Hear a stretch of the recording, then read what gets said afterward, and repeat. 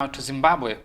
Now, Zimbabwe's health system has been succumbed by the rapid increase of the COVID-19 infections, resulting to many loss of lives in the country. Authorities have expressed their concern about the level of transmissions in different parts of the country, and traditional barriers have been banned, which is believed to have contributed to the fast spread of the virus. The government's decision to shut down some businesses as part of measures to contain the pandemic is been welcomed by some citizens. Here is more details of that in this report. Zimbabwe has reached transmission level 4, meaning there are at least 150 COVID-19 cases per 100,000 people, turning the entire country into a pandemic hotspot. The virus or the disease is everywhere. We can no longer say that it's concentrated in this town alone. We must know that this thing now has no boundaries. We can't say it will attack people on this day only. The spread has strained the country's health system. Officials at Zimbabwe's largest referral hospital say they are overwhelmed by the sheer number of admissions due to COVID-19.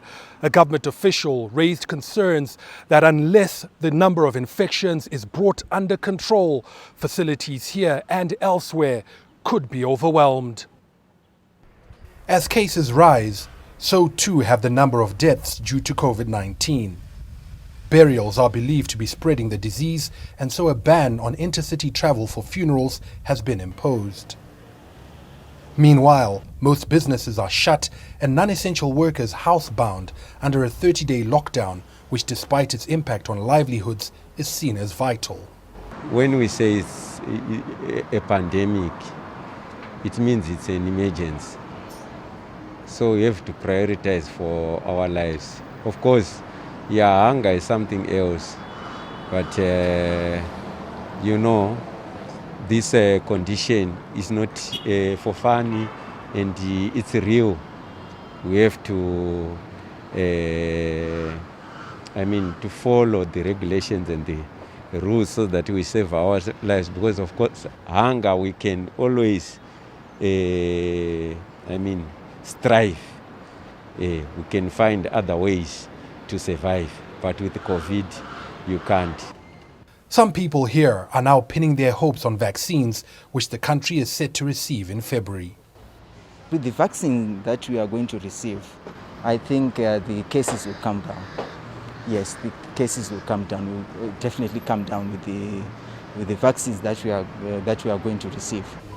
In the meantime, the government has released about $8.7 million to employ more health workers, procure essential PPEs and other supplies. The government as well is rolling out rapid antigen tests for symptomatic patients.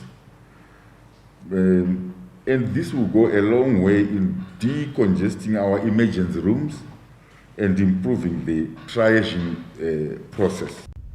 It's also urging citizens to stop unnecessary movement so as to halt the unfolding health crisis.